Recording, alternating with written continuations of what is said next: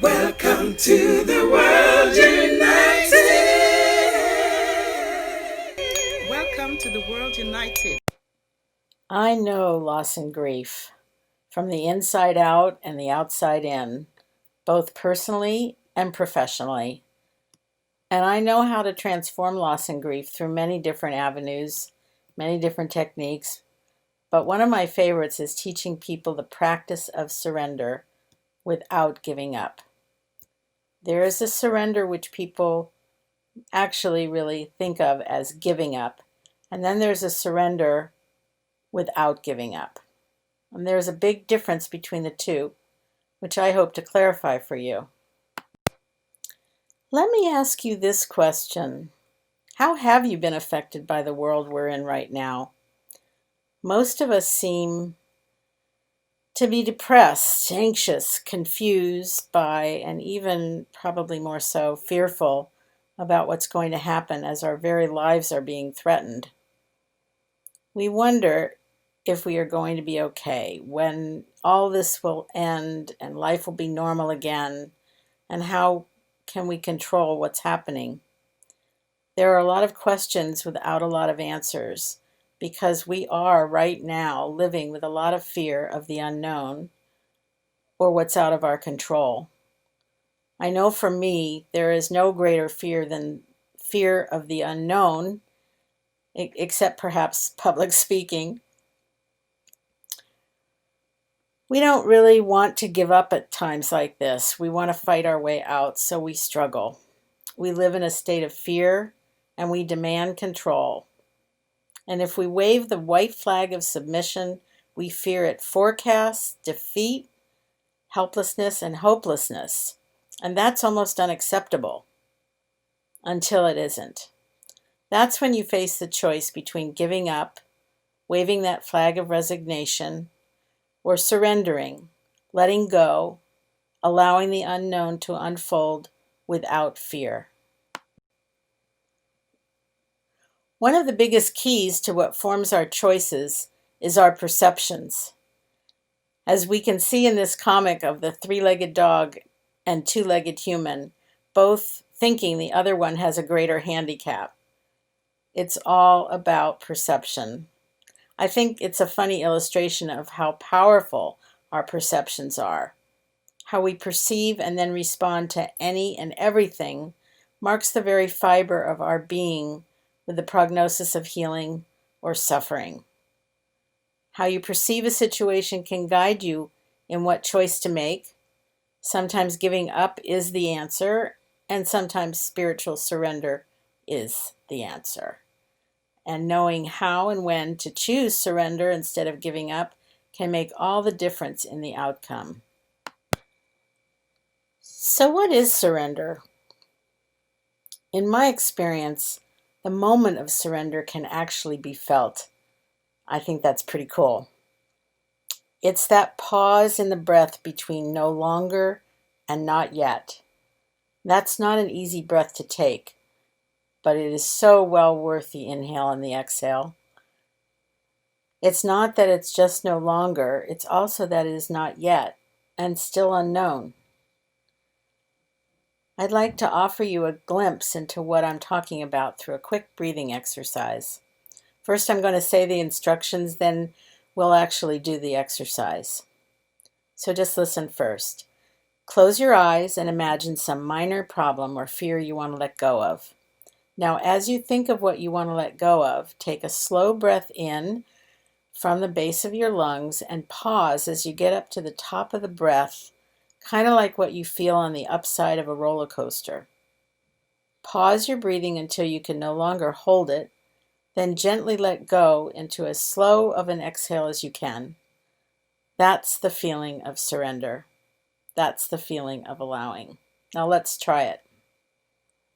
Close your eyes and imagine some minor problem or fear you want to let go of. Now, as you think of what you want to let go of, take a slow breath in from the base of your lungs and pause as you get to the top of the breath, kind of like what you feel on the upside of a roller coaster. Pause your breathing until you can no longer hold it, then gently let go into a slow exhale, as slow as you can do. That's the feeling of surrender. That's the feeling of allowing. Did you feel a release of surrender in the exhale? Into the unknown, a feeling of letting go that is a relief? I think that what lies between these two moments in your breathing is the faith, trust, let's say the surrender, to let go of where you've been and to know in your soul that there is a divine path to where you are going. And that's the part of my journey of chronic illness that I want to share with you. You didn't know I had a chronic illness and disability, did you? Would you be surprised to know that I was in a car wreck that changed my life forever? I lost everything. So really, I'm as much of a student of needing to know how to surrender without giving up as perhaps any of you are right now. And I have to warn you, this practice has repeat buttons through life. In fact, a whole new dimension of my life's work and my mission began by my own learning how to surrender without giving up after facing the devastating physical, mental, emotional, and even spiritual losses as a result of that car wreck. And that's why this is such a personal message for me. Let me ask you, who has been at the doorstep of some sort of adversity, uncertain as to how to find their way again, their resilience, their happiness? Or maybe I should say, who hasn't? I think it's safe to assume you faced something that in your life that went wrong, because it's a human experience that none of us escape at some point in our lives. What did you do when you were facing something that seemed insurmountable? I can tell you what happened for me. I went from a life full of success as a psychotherapist in private practice.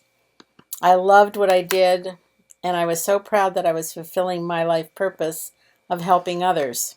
It brought me a lot of joy. I had a great sense of humor, a deep sense of optimism about my life, a lot of self-confidence, and I relished my independence. I was in the driver's seat, and there weren't a lot of unknowns I was in a state of fear about. But that all changed when the metal of my car collided with another's.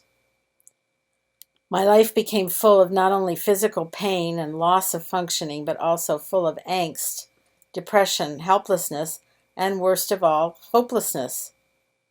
Not only did I lose my health and physical functioning, but I lost my whole life as I knew it.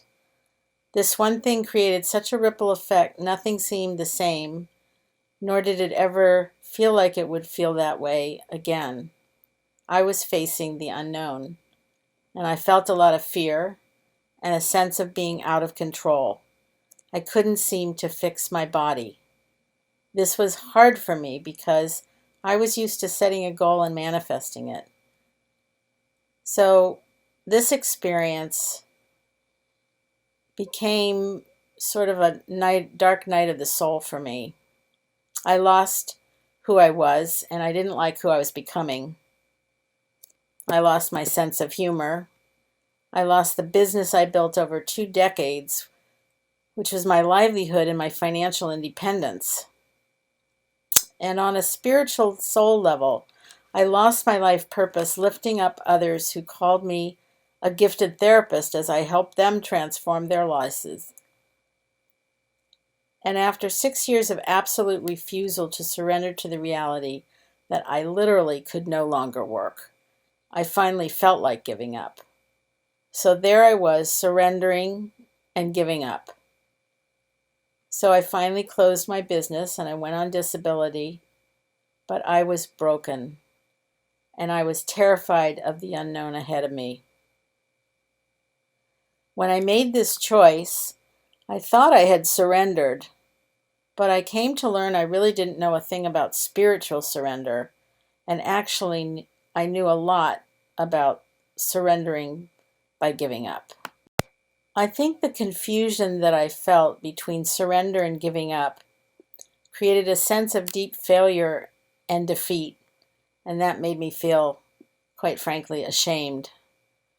Who wants to surrender to that? I didn't want to face it, so I didn't give up for a long time. But I didn't surrender on a spiritual level either. I spent years in a state of fear and angst trying to control this disabling condition. But in fact, not surrendering to the reality that I couldn't work resulted in such debilitation that there came a time I realized I had no choice but to stop working. Pretty ironic. And it felt like giving up. I didn't see a path to my future. It didn't bring me the peace that comes with surrendering and accepting what is and allowing that breath between no longer and not yet. Nope, I was giving up the struggle to control the uncontrollable, but with resignation and a feeling of defeat. I waved the flag, I lost trust in myself, and I didn't have the trust in anything else that is required in the practice of surrendering. I was disconnected from my spirituality. Frankly, I was kind of upset with what had happened to me. So I started to walk this tightrope between giving up and a spiritual surrendering. Walking this thin tightrope between trust and fear, surrender and control, kept me in a constant state of angst and suffering. Because giving up in the face of adversity is usually accompanied by a lot of mental, emotional, and spiritual trauma. Giving up is a passive choice and leads to a sense of hopelessness, a disconnection from yourself, your true nature, and a higher consciousness. Fortunately, that isn't the only way to face adversity. There is another way, and it's called, as you might guess, the practice of spiritual surrender. This term may be one of the most misunderstood on the spiritual path because it's associated and confused with giving up.